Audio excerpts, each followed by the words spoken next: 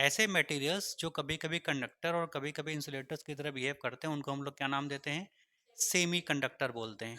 Semi conductor, हाँ, semi का मतलब हाफ, कंडक्टर का मतलब कभी कभी करंट फ्लो कराएंगे, कभी कभी फ्लो नहीं। फ्लो कराने का मतलब भी होता है कंडक्ट करना। ठीक है, चलिए ये तो हम लोगों ने कर लिया। अब सेमी कंडक्टर्स कितने टाइप के होते हैं? तो टाइप हम लोगों ने जो पढ़ा था उसमें था दो, एग्जाम्पल दो पढ़े थे ना, एक सिलिकॉन और एक अर्मे, सिलिकॉन एंड जर्मेनियम। चलिए हमारे पास एग्जाम्पल के रूप में सिलिकॉन और जर्मेनियम। पहले तो हम लोग ये जानते हैं कि आखिरकार सिलिकॉन और जर्मेनियम ही क्यों सेमीकंडक्टर के रूप में इस्तेमाल किए जाते हैं, पहले तो ये जानते हैं, है ना। और जब इनके बारे में जान लेंगे, इनकी पूरी क्रियाविधि समझ लेंगे, मैकेनिज्म समझ लेंगे, तो हमको ये समझ में आएगा कि आखिरकार सेमीकंडक्टर में हम लोग जर्मेनियम और सिलिकॉन का ही यूज़ क्यों करते हैं। बाकी इतने सारे एलिमेंट्स हम लोगों के केमिस्ट्री में हैं, दुनिया में इतने सारे एलिमेंट्स हम लोगों को पता है, कार्बन है, एल्युमिनियम है, इरिडियम है, ये सब हैं, तो हम लोग इनको काहे नहीं इस्तेमाल करते। स्पेशल टाइप के आखिरकार दो हमारे पास मटेरियल जर्मेनियम सिलिकॉन क्यों हैं जिनको हम लोग यूज़ करते हैं एज अ सेमी कंडक्टर? तो आप एक हेडिंग डालिए, silicones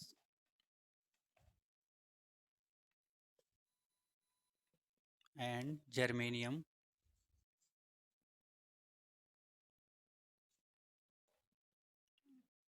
are used as are used as semiconductors.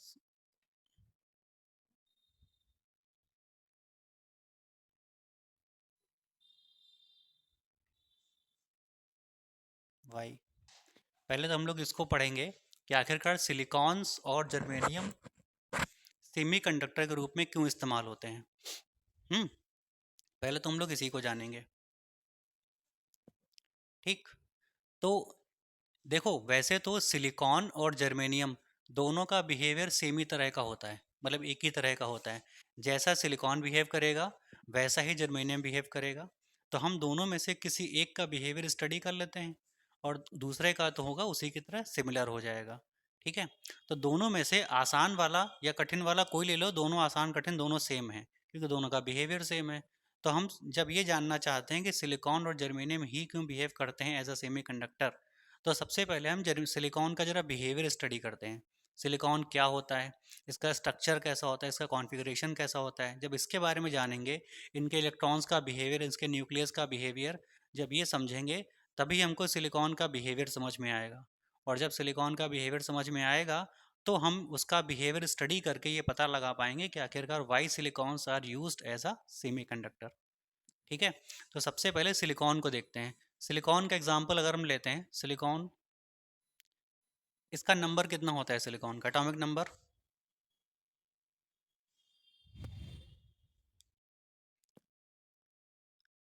गिनती रही है उंगलियों पे।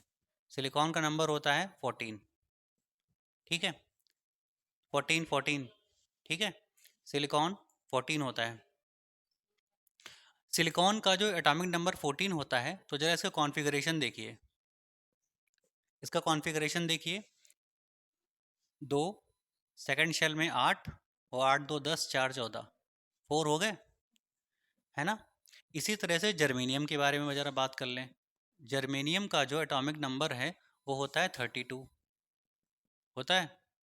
इसका अगर इलेक्ट्रॉनिक कॉन्फ़िगरेशन अगर हम लोग करें तो ये आता है, पहले में भरे जाएंगे 2, दूसरे में 8, तीसरे में 18, तो 18 2 20 और 8 28, बचे 4, 4। अब जरा दोनों के बारे में देखिए, सिलिकॉन और जर्मेनियम। सिलिकॉन में देखिए नंबर है 14, भरे जाते हैं 2 8 4। जर्मेनियम का नंबर है 32, भरे जाते हैं 2 8 18 और 4। ये इसमें कितने शेल होंगे? सिलिकॉन में कितने नंबर ऑफ शेल्स हैं? देखिए 3 नंबर ऑफ शेल्स हैं। अभी हम शेल की बात कर रहे हैं, सब शेल की बात नहीं कर रहे हैं। तो ये 3 क्या हैं? इसमें शेल हैं। शेल को ही हम लोग ऑर्बिट कहते हैं। ठीक है, यहाँ पे देखिए जर्मेनियम में कितने शेल हैं? इसमें 4 शेल हैं। इसमें शेल्स की नंबर कितनी है? 4। शेल कह लीजिए या आप ऑर्बिट कह लीजिए, बात एक ही है। इसमें 3 शेल हैं। इसका जो सबसे बाहरी शेल है, आउटर मोस्ट शेल है, वो ये वाला है। ये फोर्थ जो है वो आउटर मोस्ट शेल है। इसका भी जो आउटर मोस्ट शेल है वो क्या है? 4 है। जनरली हम लोगों ने जब केमिस्ट्री में इलेक्ट्रॉनिक कॉन्फ़िगरेशन पढ़ा है, तो हम लोग ये जानते हैं कि कोई भी जो एटम होता है, जब वो स्टेबल होना चाहता है तो अपना आउटर मोस्ट शेल फिल कर लेता है वो, है ना। तो जब भी कोई एटम अपना आउटर मोस्ट शेल पूरा फिल कर लेता है, जितने मैक्सिमम उसके आउटर मोस्ट शेल में भरे जा सकते हैं, अगर सारे इलेक्ट्रॉन्स उसमें फिल हो जाएं तो वो स्टेबल हो जाता है। यही तो हम लोगों ने पढ़ा है केमिस्ट्री में। अब इनके बारे में जरा देखिए, इसमें 3 नंबर ऑफ शेल्स हैं। लास्ट वाला जो शेल है 4, इसमें हम मैक्सिमम भर सकते हैं 8, इसमें मैक्सिमम आ सकते हैं 8। ठीक है, 8 आने के लिए इसमें 4 हैं, अगर इसको कहीं से 4 और मिल जाएं, 4 एक्स्ट्रा, तो ये इसका शेल कंप्लीट हो जाएगा, स्टेबल हो जाएगा। इसको भी 4 है और इसको भी 4 चाहिए, 4 इसके पास पहले से हैं, इसको 4 कहीं और से मिल जाए, इसका भी आउटर मोस्ट शेल कंप्लीट हो जाएगा और ये आराम से स्टेबल हो जाएगा दोनों। ठीक है, अब जब ये 4 हैं इसके पास और 4 पहले से बाहर से लेना चाहता है, तो उसी प्रोसेस में सिलिकॉन एक रिएक्शन करता है ना, या बॉन्डिंग करता है, शेयरिंग करता है। बस वही शेयरिंग हमारे काम की है, उसी शेयरिंग से सेमीकंडक्टर को हम लोग पढ़ लेते हैं। अगर इसका आउटर मोस्ट शेल कंप्लीट नहीं होता, जो कि नहीं है, अगर इसका आउटर मोस्ट शेल कंप्लीट होता तो ये शेयरिंग करता ही नहीं, फिर तो पहले से स्टेबल होता। और अगर पहले से स्टेबल होता तो इसको ज़रूरत नहीं पड़ती शेयरिंग या बॉन्डिंग करने की।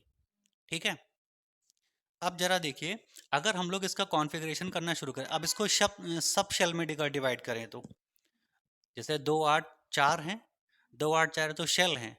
अगर इसको हम सब शेल में डिवाइड करें, सब शेल का मतलब होता है एसपीडीएफ कॉन्फ़िगरेशन में अगर डिवाइड करें तो एसपीडीएफ कॉन्फ़िगरेशन अगर इसका करेंगे हम लोग, सिलिकॉन का करेंगे, तो क्या होगा, 2 दूसरा है और ये तीसरा है, 3 ही तो भरे। इसको बाद में हम लोग स्टडी कर लेंगे, जैसा ये बिहेव करेगा वैसा ये करेगा, हम किसी एक को लेके चलेंगे। हम लोग इसको लेके पढ़ते हैं पहले। अब देखिए, ये इसका कॉन्फ़िगरेशन हो गया 1s2 2s2 2p6 3s2 3p2। इसका जो एस और पी ब्लॉक देखिए, इसमें ये है आउटर मोस्ट शेल ना, 4 वाला। अगर हम लोग इसका एसपीडीएफ ब्लॉक में आउटर मोस्ट शेल देखें, तो ये फर्स्ट वाला शेल हो गया, ये सेकंड वाला शेल हो गया, और ये हमारा थर्ड वाला शेल हो गया। यही तो हुआ, ये थर्ड शेल हो गया। थर्ड शेल का मतलब जिसमें 4 भरे हैं, है ना। 4 भरे हैं, इसमें कितना है 2, इसमें कितना है 2। पी में मैक्सिमम कितने इलेक्ट्रॉन्स फिल हो सकते हैं, पी में मैक्सिमम कितने, 6, 6 हो सकते हैं। 6 अगर इसमें हो सकते हैं तो इसमें कितने की कमी है, 4, 4 की इसमें कमी है। इसमें तो 2 ही फिल हो सकते हैं, ये पूरा भरा हुआ है। यानी अगर इस पी ब्लॉक के में अगर हम 4 इलेक्ट्रॉन्स बाहर से दे दें तो ये स्टेबल हो जाएगा, ये पूरा भर जाएगा। इन्हीं 4 को तलाशना होता है। सिलिकॉन क्या करता है, इन्हीं 4 के लिए ये रिएक्शन करता है, इन्हीं 4 इलेक्ट्रॉन्स को पाने के लिए वो रिएक्शन करता है या बॉन्ड बनाता है। ठीक है, कैसे बनाता है, आउटर मोस्ट शेल में इसके हैं 4। देखिए जरा, इसका हम लोग अगर थोड़ा सा कॉन्फ़िगरेशन बनाते हैं, तो ये सिलिकॉन का न्यूक्लियस है। पहला वाला शेल ये बन गया, इसमें कितने भरे जाएंगे, 2। दूसरा वाला हो गया, ये भरे जाएंगे 8, और तीसरे वाले में भरे जाएंगे, ये हो गए 4। ठीक है, ये सिलिकॉन का एक एटम है, ये सिलिकॉन का एटम है। इसके जो आउटर मोस्ट शेल हैं, ये वाला तीसरा वाला, इससे मैक्सिमम है कितने, 1 2 3 और 4। हाँ देखो, हमें इन्हीं से मतलब है, तो हम बाकी नहीं भर रहे हैं। ठीक है, हमने 4 यहाँ भर दिए। अगर ये आइसोलेटेड एटम होता, आइसोलेटेड का मतलब ये है सिंगल एटम। सिंगल एटम का मतलब मीनिंग होता है कि जो किसी दूसरे से कोई क्रिया ना करे, अभिक्रिया ना करे, केमिकल रिएक्शन ना करे, या केमिकल रिएक्शन में पार्टिसिपेट ना करे वो। ठीक है, अगर हम ये मान लें कि फिलहाल ये अकेला सिलिकॉन का एटम है, ठीक, इसके आसपास कोई दूसरा एटम नहीं है, तो जब इसके आसपास कोई दूसरा एटम नहीं होगा, तो इसका जो आउटर मोस्ट शेल के इलेक्ट्रॉन्स होंगे वो क्या कर रहे होंगे, वो इस न्यूक्लियस के चारों ओर चक्कर लगा रहे होंगे, है ना। वो इस न्यूक्लियस के चारों ओर चक्कर क्यों लगा रहे होंगे, क्यों मोशन कर रहे होंगे, क्योंकि न्यूक्लियस ने इनको बाइंड करके रखा हुआ है, बांध करके रखा हुआ है ना। न्यूक्लियस ने इनको जो बांधा हुआ है, बांधने के लिए क्या चाहिए, एनर्जी। क्योंकि न्यूक्लियस अगर इलेक्ट्रॉन्स को चाहता है कि तुम यहाँ हमारे आसपास चक्कर लगाओ, तो इसके लिए न्यूक्लियस को इलेक्ट्रॉन्स को क्या देना पड़ेगा, सम एनर्जी देनी पड़ेगी, है ना, नहीं तो वो निकल जाएंगे बाहर। तो वो जो एनर्जी है वो कौन प्रोवाइड कराता है? न्यूक्लियस या सेंटर कह सकते हैं, किसको? इन इलेक्ट्रॉन्स को, है ना। इन इलेक्ट्रॉन्स को एनर्जी मिलती है और उसी एनर्जी से ये मोशन करते रहते हैं। ठीक है। ये जो इलेक्ट्रॉन्स हैं, इनकी टेंडेंसी क्या होती है? इलेक्ट्रॉन कभी भी एक स्थान पर रुके रहना नहीं चाहते। इलेक्ट्रॉन कभी नहीं चाहते कि उनको एक बांध के रखा जाए। हमेशा वो ये चाहते हैं कि वो लगातार यहाँ वहाँ रैंडम मोशन करते रहें। आप लोगों ने पढ़ा भी होगा कहीं लोअर क्लासेस में कि इलेक्ट्रॉन्स अगर फ्री स्टेट में छोड़ दिए जाएं तो वो रैंडम मोशन करते रहते हैं यहाँ वहाँ। ठीक है। तो अगर हम इस इलेक्ट्रॉन की बात करें, सिंगल इलेक्ट्रॉन की, तो अगर इसको भी हम छोड़ दें अकेला, इसको यहाँ से बाहर निकाल के अगर हम यहाँ कहीं छोड़ देंगे तो ये सरफेस में क्या करता रहेगा? मोशन करता रहेगा यहाँ वहाँ। लेकिन ये कभी भी बंद के नहीं रहना चाहता। लेकिन यहाँ तो बंद के रहा है, यहाँ तो वो एक डेफिनेट पाथ पे चक्कर लगा रहा है। क्या रीज़न है इसके पीछे? रीज़न ये है कि क्योंकि ये चक्कर लगा रहा है तो इसको चक्कर लगाने के लिए एक एनर्जी होगी जिसने इसको बांध के रखा होगा, जिसकी वजह से ये चक्कर लगा रहा है। वो एनर्जी कौन सी है? उस एनर्जी को हम बोलते हैं बाइंडिंग एनर्जी। बाइंडिंग एनर्जी कौन किसको दे रहा है यहाँ पर? तो सिलिकॉन का जो प्रोटॉन है या न्यूक्लियस है, उसने एनर्जी दी है किसको? इलेक्ट्रॉन को, जिससे क्या लगा रहा है? चक्कर लगा रहा है। ठीक है। अगर हम ये मान लें कि एक इलेक्ट्रॉन के पास 13 इलेक्ट्रॉन वोल्ट एनर्जी है, एक इलेक्ट्रॉन के पास, हालांकि बहुत ज़्यादा हमने लिख दी है, इसको थोड़ा कम कर देते हैं। मान लेते हैं 2 इलेक्ट्रॉन वोल्ट है, एक इलेक्ट्रॉन के पास 2 इलेक्ट्रॉन वोल्ट की एनर्जी है और इस एनर्जी से ये चारों ओर चक्कर लगा रहा है। ठीक है। तो इस एनर्जी से चक्कर लगाने का मतलब ये है कि इतनी एनर्जी, 2 इलेक्ट्रॉन वोल्ट की एनर्जी न्यूक्लियस ने इस इलेक्ट्रॉन को प्रोवाइड कर रखी है, जिसकी वजह से ये लगातार मोशन में लगा कर रहा है ये। ठीक है। अगर ये इलेक्ट्रॉन चाहे कि हम इसको छोड़ के बाहर आ पाएं तो ये नहीं आ सकता। क्यों नहीं आ सकता? क्योंकि इसको बाहर निकालने के लिए जो एनर्जी चाहिए वो हम कहीं से इसको नहीं दे पा रहे हैं, या ये इसको मिल नहीं पा रही कहीं से एनर्जी। ठीक है। ये तो हो गया सिंगल एटम का बिहेवियर। ठीक है। जो बिहेव ये इलेक्ट्रॉन करेगा वही बिहेव बाकी इलेक्ट्रॉन करेंगे आउटर मोस्ट शेल के। इसके पास भी अगर 2 इलेक्ट्रॉन वोल्ट एनर्जी होगी, इसके पास भी अगर होगी और इसके पास भी अगर होगी, तो ये सभी इलेक्ट्रॉन्स क्या चाहते होंगे? बाहर निकलना। क्योंकि इलेक्ट्रॉन्स कभी बंधे नहीं रहना चाहते, लेकिन यहाँ तो वो बंधे हैं। वो क्या चाहते हैं? वो भी लगातार निकल के इधर उधर मोशन करना चाहते हैं, लेकिन उनके पास उतनी सफिशिएंट अमाउंट में एनर्जी नहीं है।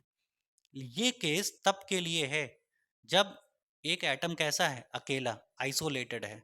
आइसोलेटेड एटम समझते हैं क्या होता है? सिंगल एटम, इसके आसपास कोई दूसरा एटम नहीं है। जब तक किसी एटम के आसपास दूसरा एटम नहीं होता, ठीक है, तब तक उसके आउटर मोस्ट शेल के इलेक्ट्रॉन बाइंडिंग एनर्जी से जो इसको न्यूक्लियस प्रोवाइड कराता है उससे बाहर राउंड राउंड मोशन करते रहते हैं। ठीक है। ये सिंगल एटम का केस है। लेकिन अगर हम इनका एक क्रिस्टल बना दें, क्रिस्टल समझते हैं? क्रिस्टल का मतलब होता है कि जहाँ पर एक एटम को दूसरे एटम से हम लोग पास ले आते हैं, नज़दीक ले आते हैं, या उनका एक इंटरेक्शन करा देते हैं। ठीक है। तो उसको हम लोग बोलते हैं क्रिस्टल बनाना। जैसे एक एटम अकेला है ये, और उसके साथ में हम दूसरा ले आए बगल में, तो कुछ ना कुछ तो केमिकल रिएक्शन होगा ना। तो वही जो रिएक्शंस होते हैं उनको हम लोग बोलते हैं, क्या बोलते हैं? क्रिस्टल बनाना। ठीक है। क्रिस्टल के लिए क्या ज़रूरी है? एक एटम से ज़्यादा एटम्स प्रेजेंट हों। अगर एक एटम से ज़्यादा एटम प्रेजेंट हैं तभी क्या बनेगा? क्रिस्टल बनेगा। अब ये तो एक एटम का बिहेवियर आपने स्टडी कर लिया। अब हम देखते हैं कि अगर हम दो ले आते हैं, सिलिकॉन के दो एक साथ ले आते हैं, या सिलिकॉन के ना लाएं, कोई भी दो ले आते हैं, तब क्या होता है? सिंगल एटम का बिहेवियर समझ लिया ना। अब सिलिकॉन के दो एटम का देखिए। हमने यहाँ पे सिलिकॉन का एक एटम रखा और ये हमने इसका आउटर मोस्ट ऑर्बिट बनाया हुआ है।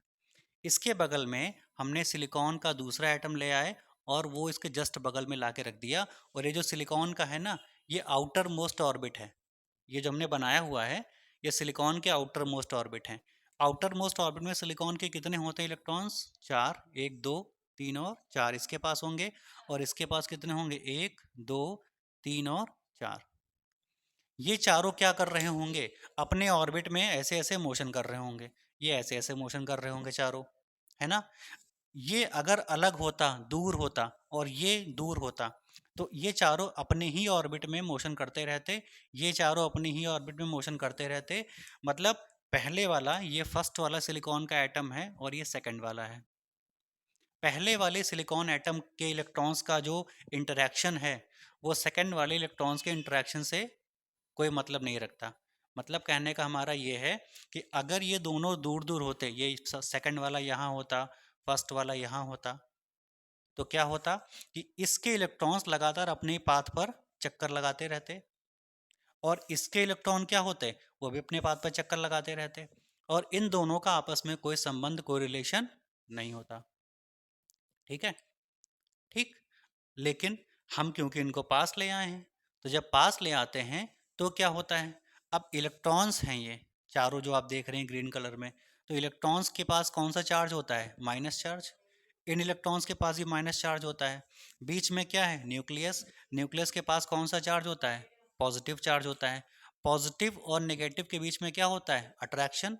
और पॉजिटिव के बीच में क्या होता है, रिपल्शन, है ना। और नेगेटिव नेगेटिव के बीच में क्या होता है, रिपल्शन होता है।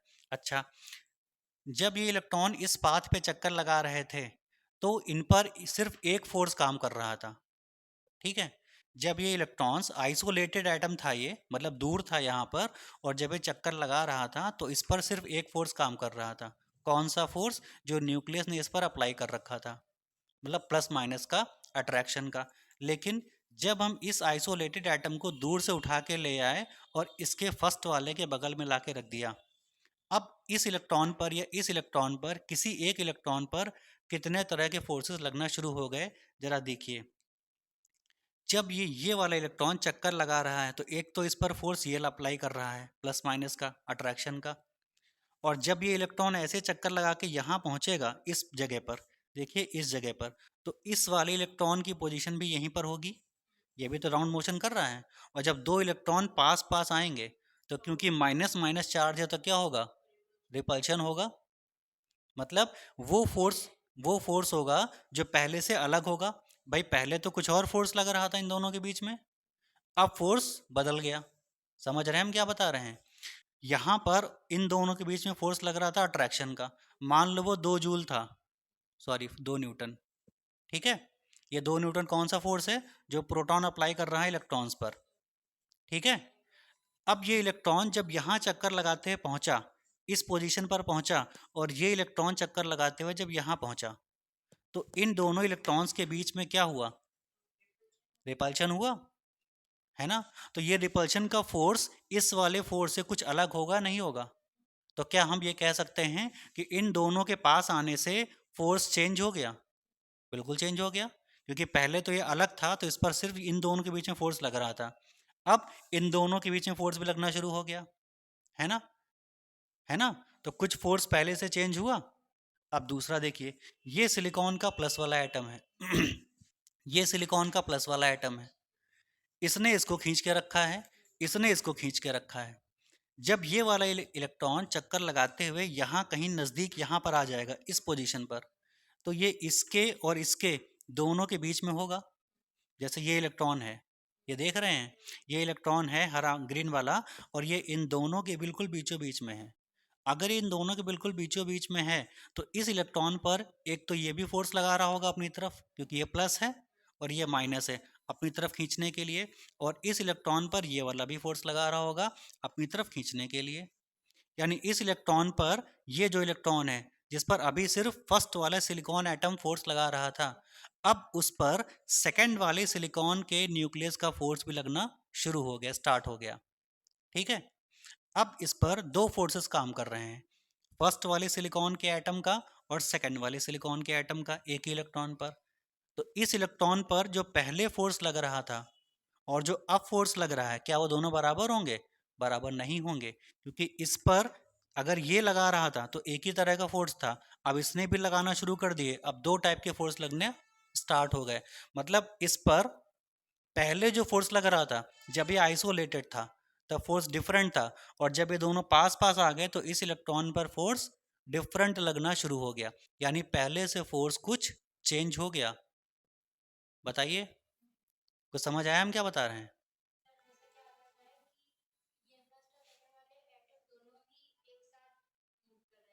ये ऐसे मूव कर रहे हैं, ये ऐसे मूव कर रहे हैं।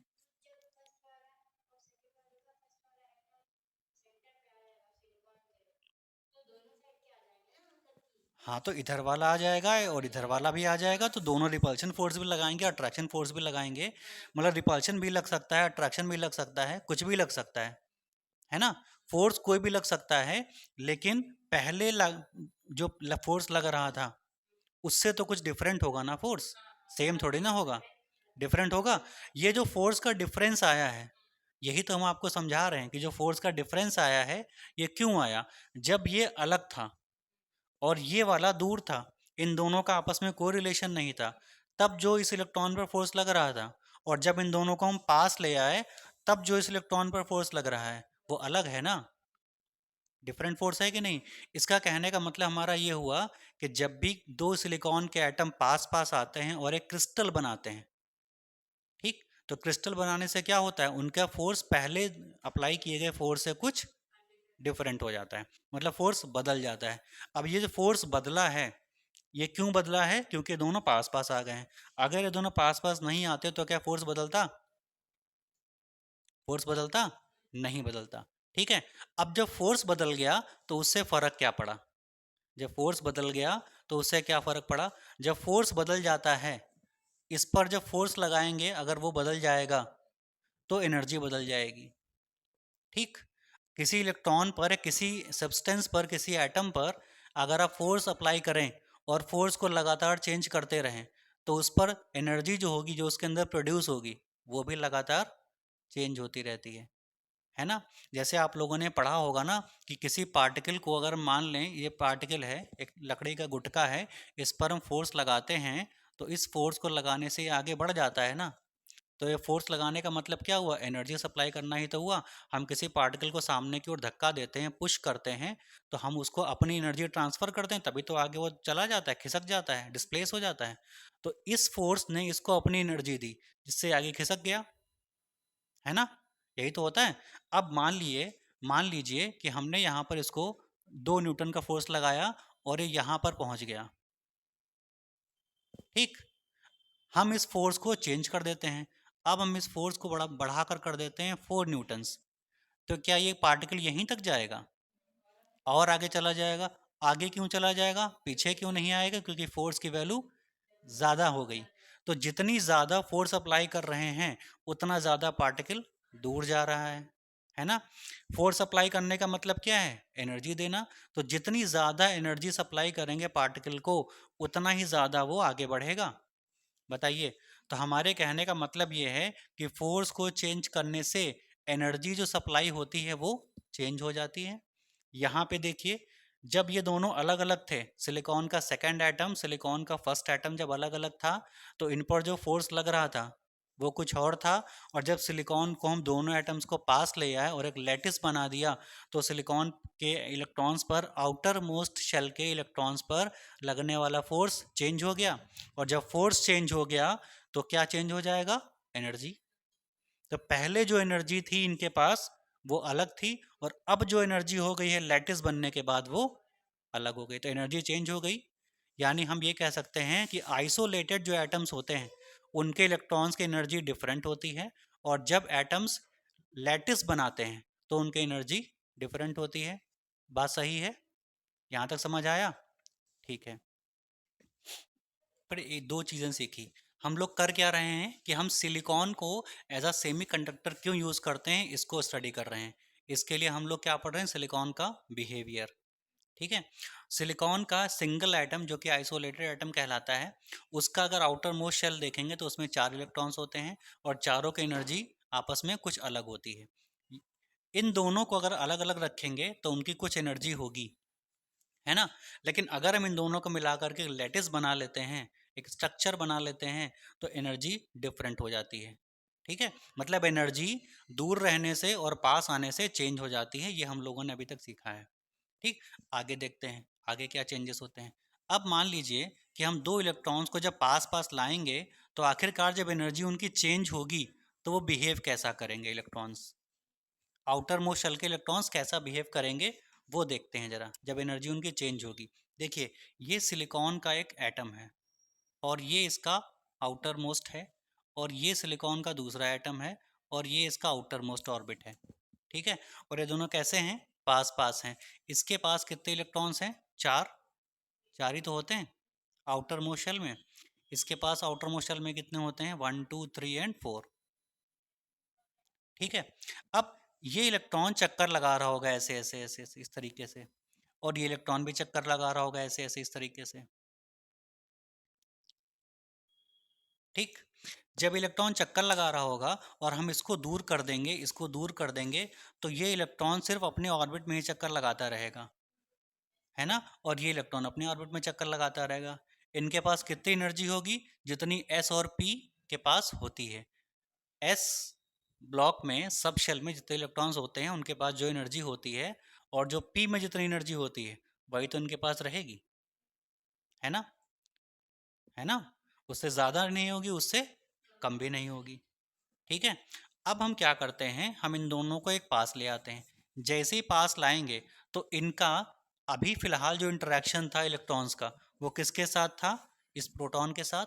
इसका किसके साथ था, इस प्रोटॉन के साथ था, यही तो था। लेकिन जब इन दोनों को पास पास ले आएंगे तो इंटरेक्शन चेंज हो जाएगा। अब इसका जो इंटरेक्शन है वो इसके साथ भी हो सकता है, ठीक है, और इसका इंटरेक्शन इसके साथ भी हो सकता है। ठीक, इस इंटरेक्शन से क्या होता है कि जैसे जब ये पास पास होंगे तो ये जो इलेक्ट्रॉन होगा, जब ये इस तरीके से मोशन कर रहा होगा, तो हो सकता है ये इस ऑर्बिट में मोशन करते हुए कभी इस ऑर्बिट में भी आ जाए, ऐसे। ठीक है ना, क्योंकि दोनों आपस में आकर के क्या, एक लैटिस बना लिए ना, स्ट्रक्चर बना लिए हैं। और ये इलेक्ट्रॉन जब चक्कर ऐसे लगा रहा होगा तो ये हो सकता है ऐसे मोशन करते हुए आए और इस वाले ऑर्बिट में चला जाए। हो गया, बताइए। मान लेते हैं कि इसका एक इलेक्ट्रॉन मोशन, ये वाला इलेक्ट्रॉन मोशन करता हुआ आया, और करते इस तरह से आते हुए, ऐसे आते हुए, और इस पाथ पे जाते हुए वो ऐसे निकल गया, ऐसे चक्कर लगाने लगा। तो इस वाले सिलिकॉन एटम के बिहेवियर देखिए, इसमें पहले से कितने राउंड मोशन कर रहे थे, चार कर रहे थे, और बाहर से एक और आ गया, अब कितने हो गए, पांच हो गए, है ना। इसको चाहिए कितने स्टेबल बनने के लिए, आठ चाहिए, पांच हो गए हैं। अब इसको और कितने चाहिए होंगे, तीन और चाहिए। तीन के लिए क्या करेगा, एक दूसरे सिलिकॉन एटम के संग शेयरिंग करेगा। मान लेते हैं एक और सिलिकॉन का एटम आ गया यहाँ पर, तीसरा, और ये इसका आउटर मोस्ट ऑर्बिट है। इस आउटर मोस्ट ऑर्बिट में कितने होंगे, चार ही तो होंगे। सिलिकॉन के आउटर मोस्ट ऑर्बिट में कितने होते हैं, चार ही तो होते हैं। अब इसमें कितने मोशन कर रहे थे, एक दो तीन चार, एक इसका पांच। जब इसने इसके साथ शेयरिंग की तो इसका इलेक्ट्रॉन क्या करेगा, ऐसे मोशन करते हुए आएगा, इस तरीके से आएगा, और ये वाला इसमें भी चला जाएगा ऐसे।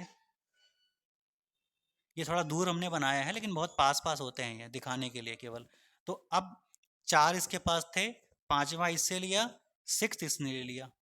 इसके पास कितने हो गए, चार इसके पास थे, एक इससे लिया, पांच हो गए, एक इससे लिया, छह हो गए। अभी और कितने चाहिए इसको, दो और चाहिए। दो ये और कैसे लेगा, एक यहां से बना लेगा ऐसे सिलिकॉन का,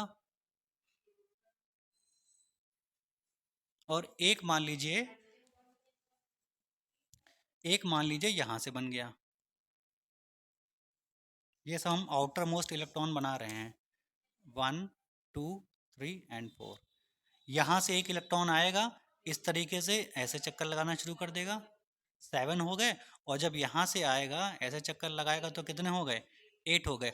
अब इसके पास कितने थे, पहले चार थे, जब ये आइसोलेटेड था तो चार थे।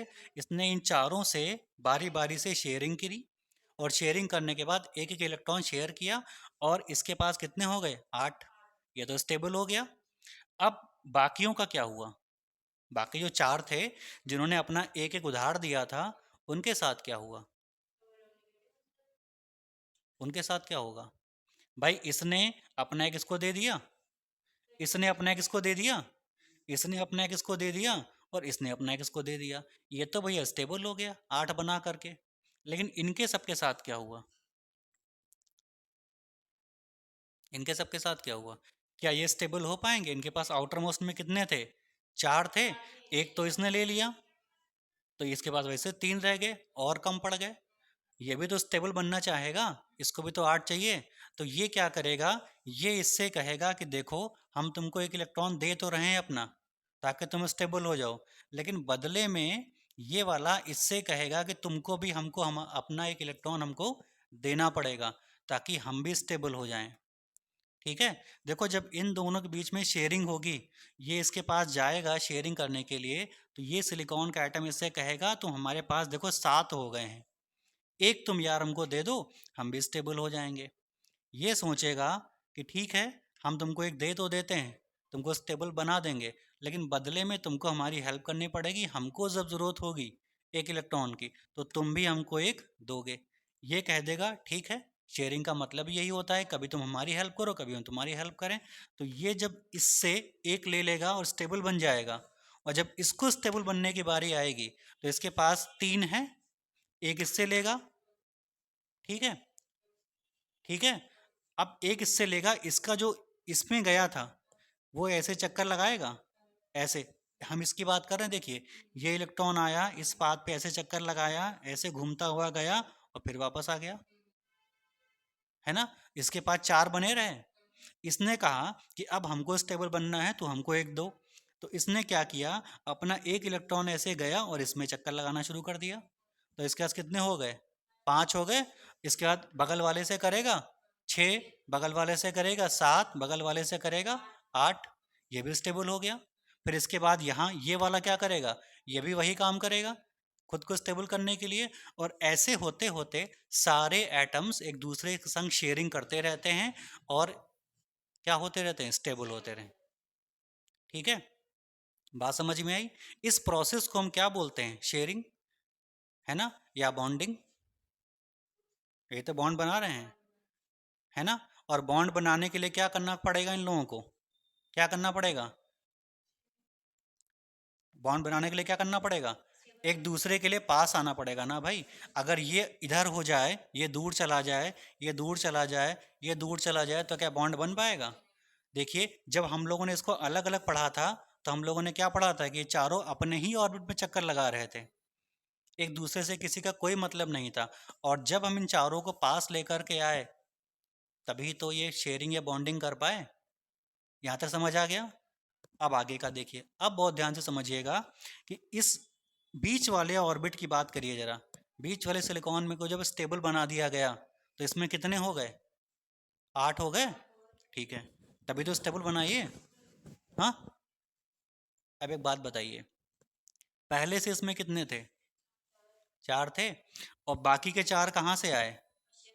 अगल बगल से आए। चलिए, हम इसमें 8 भर रहे हैं, अब ध्यान से देखिएगा। 1 2 3 4 5 6 7 एंड 8। अब ये 8वें चक्कर लगा रहे होंगे ऐसे ऐसे, है ना। और ये स्टेबल हो जाएगा। अब एक बात बताइए, इसमें इसके 4 कितने हैं और बाकी 4 कौन से हैं? इसने 4 उधार लिए हैं ना, और 4 इसके खुद के थे। हमने 8 भर दिए, 8 राउंड राउंड मोशन कर रहे हैं ऑर्बिट में। हमको जरा देख के बताइए कि आखिरकार इसमें से इसके वाले जो खुद के 4 एटम्स थे, सॉरी इलेक्ट्रॉन्स थे, वे कौन हैं इसमें, और जो इसने बाहर उधार लिए हैं वे कौन से हैं? क्या आप पहचान सकते हैं? नहीं पहचान सकते ना, क्योंकि सारे एक जैसे होंगे ना भाई। सिलिकॉन का ये भी है, सिलिकॉन का ये भी है, सिलिकॉन का ये भी है। जो प्रॉपर्टीज इस सिलिकॉन के इलेक्ट्रॉन्स के अंदर होगी, वही प्रॉपर्टी इनके अंदर होगी, है ना। तो हमारे कहने का मतलब ये है कि जब ये स्टेबल हो जाएगा और चारों के संग शेयरिंग कर लेगा, तो ये इलेक्ट्रॉन्स आपस में ऐसे घुल मिल जाएंगे कि हम इन सबके बीच में अंतर नहीं बता पाएंगे, डिफरेंशिएट नहीं कर पाएंगे, है ना। बताइए, कर पाएंगे? नहीं कर पाएंगे। क्या आप देख के बता पा रहे हैं? प्रैक्टिकली सोचिए ज़रा। ये सिलिकॉन का इलेक्ट्रॉन है, ये भी तो है, ये भी तो है, ये भी तो है, सारे हैं ना। और अगर सारे हैं, तो इसके अंदर जो एनर्जी होगी वही इनके अंदर होगी, वही इनके अंदर होगी। अगर ये किसी केमिकल रिएक्शन में पार्टिसिपेट कर सकता है, तो ये भी कर पाएगा। अगर ये गर्मी से पसीना निकालेगा, तो इसके अंदर भी पसीना आएगा। अगर इसको ठंड लगेगी तो इसको भी लगेगी, क्योंकि सेम है। अरे जुड़वा बच्चों वाला केस समझ लीजिए, एक को लगेगी दूसरे को भी लगी, एक को छींक आई दूसरा भी छींकने लगेगा।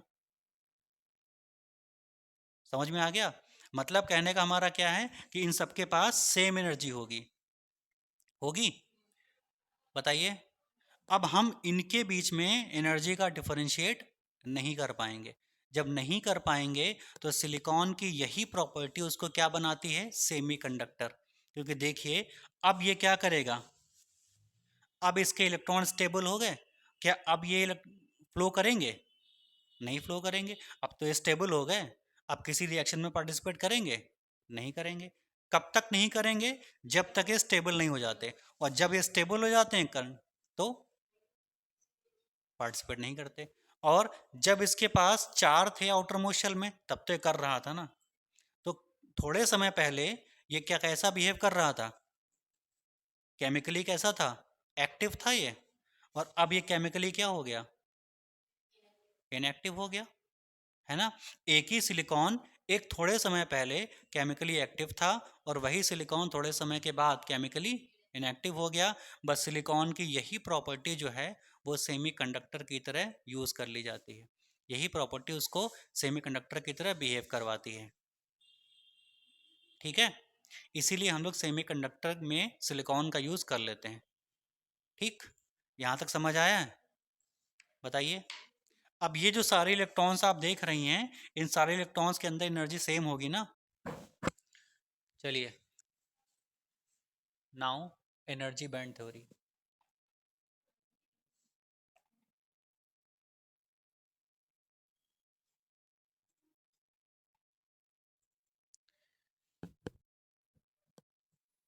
Energy band theory of solids.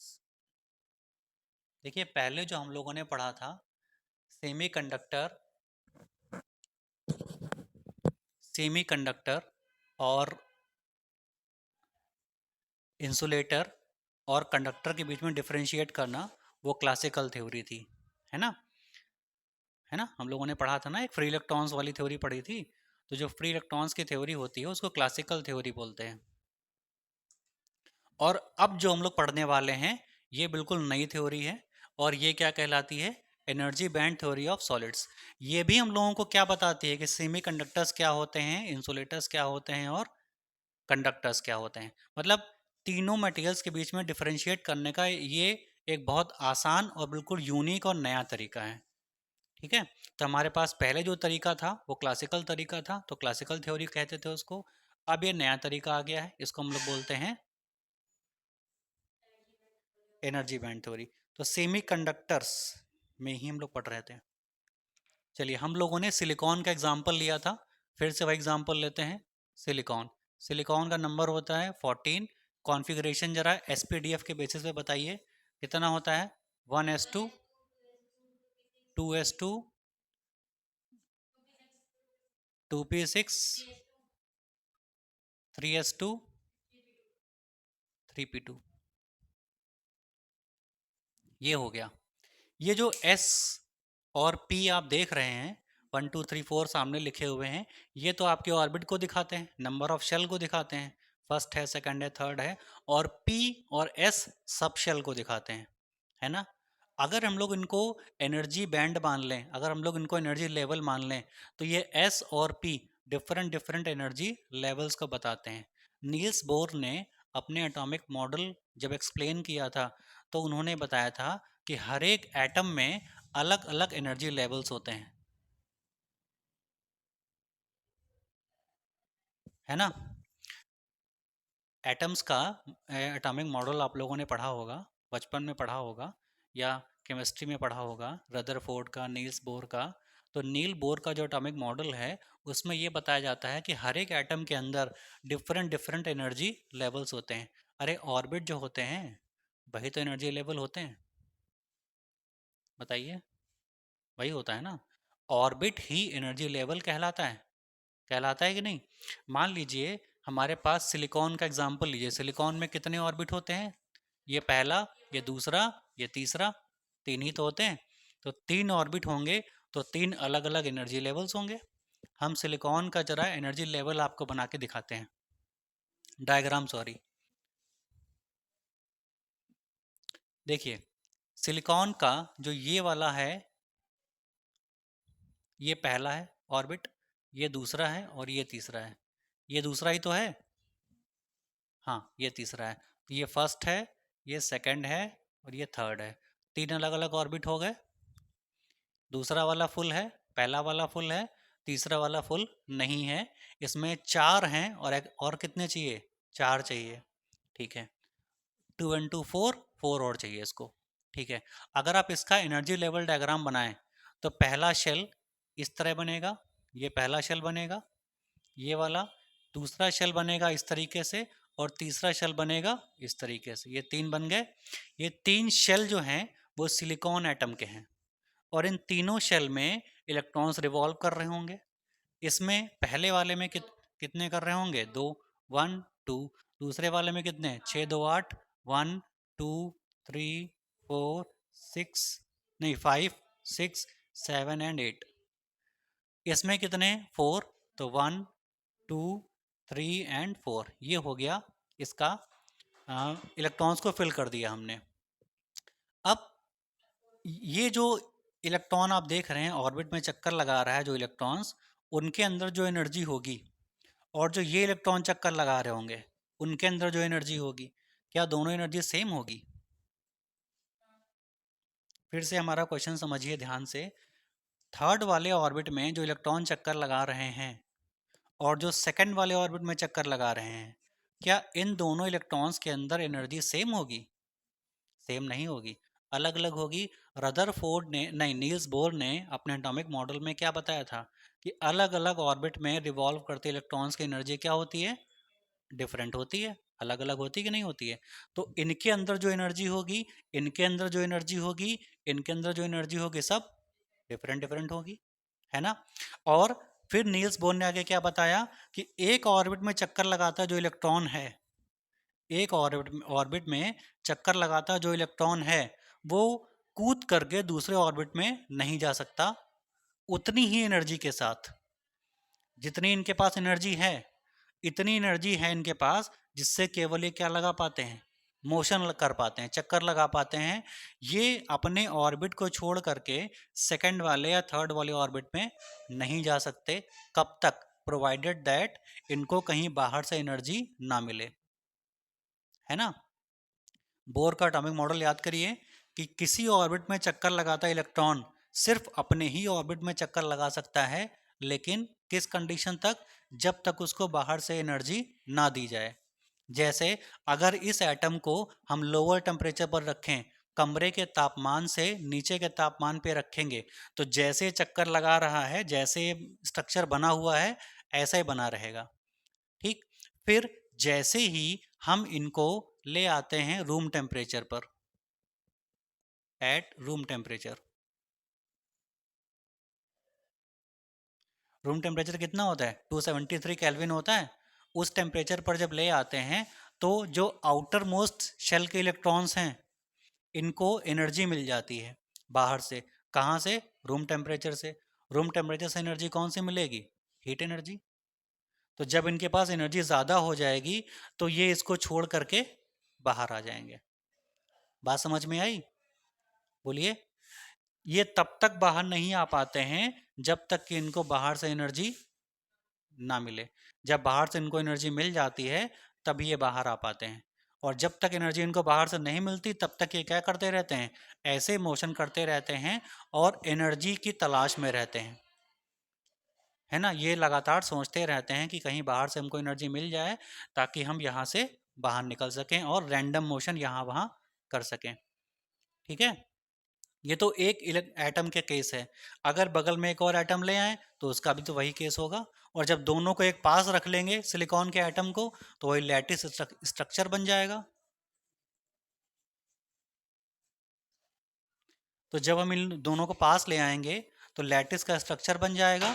और जब लैटिस का स्ट्रक्चर बन जाएगा, जब लैटिस का स्ट्रक्चर बन जाएगा तो क्या होगा, एनर्जी सबकी अलग अलग डिवाइड होना शुरू हो जाएगी। अभी जो आपने पढ़ा था थोड़ी देर पहले, बताइए। तो फर्स्ट पॉइंट क्या कहता है बोर का एटॉमिक मॉडल, कि हर एक ऑर्बिट में जो इलेक्ट्रॉन्स हैं इनके पास अलग अलग एनर्जी होगी। और ये जो ऑर्बिट हैं ये क्या कहलाते हैं? एनर्जी लेवल्स कहलाते हैं। एनर्जी लेवल का मतलब क्या हुआ कि इसमें जो इलेक्ट्रॉन्स होंगे उनके पास डिफरेंट एनर्जी होगी, सेकंड वाले ऑर्बिट में रिवॉल्व करते इलेक्ट्रॉन्स के पास डिफरेंट एनर्जी होगी, और इस वाले इलेक्ट्रॉन में रिवॉल्व करते हुए इलेक्ट्रॉन्स के पास अलग एनर्जी होगी। ठीक है, फिर आगे क्या बताया गया? सेकंड पॉइंट क्या कहता है कि जब ये जो बिहेवियर है वो एक आइसोलेटेड एटम के साथ में है, लेकिन जब इन सारे एटम्स को, बहुत सारे एटम्स को पास पास लाया जाता है, बहुत सारे सिलिकॉन के एटम्स को एक पास लाया जाता है, तो वो एक दूसरे को भी इन्फ्लुएंस करना स्टार्ट कर देते हैं। एक दूसरे को इन्फ्लुएंस करने का मतलब क्या है कि अगर यहाँ पर, जैसे हम यहाँ पर एक रखते हैं इलेक्ट्रॉन और एक दूसरा एटम ला के रखते हैं, तो इसका जो इलेक्ट्रॉन होगा वो इसके इलेक्ट्रॉन को, और इसका जो इलेक्ट्रॉन ये वाला होगा वो इसके इलेक्ट्रॉन को इन्फ्लुएंस करना स्टार्ट कर देगा। मतलब ये इसको, ये इसको, ये इसको, ये आपस में एक दूसरे को इन्फ्लुएंस करना स्टार्ट कर देंगे। कहने का मतलब ये है कि हो सकता है इसका फोर्स इस पर लगे, इसका फोर्स इस पर लगे, है ना, इस सिलिकॉन के न्यूक्लियस का फोर्स इस पर लगे, इस सिलिकॉन के न्यूक्लियस का फोर्स इस पर लगे, कुछ इस तरीके से एक दूसरे के फोर्स को ये इन्फ्लुएंस करना स्टार्ट कर देते हैं। ठीक है, लेकिन ये कब होता है? जब सिलिकॉन के एटम्स पास पास लाए जाते हैं। जब तक ये पास पास नहीं होते तब तक ये इन्फ्लुएंस नहीं करते एक दूसरे को, तब तक ये केवल एक सामान्य बिहेव करते हैं, एक नॉर्मल बिहेव करते हैं, एक अबोध बालक की तरह चक्कर लगाते रहते हैं। इनको कुछ दुनिया का नॉलेज नहीं होती, दुनिया से बेखबर होते हैं। लेकिन जैसे इनके बगल में कोई दूसरा आता है, आतंकवादियों की तरह बिहेव करना शुरू कर देते हैं। ठीक है, एक दूसरे पे गोली बरसाना, एक दूसरे पर फोर्स लगाना स्टार्ट कर देते हैं ये। ठीक।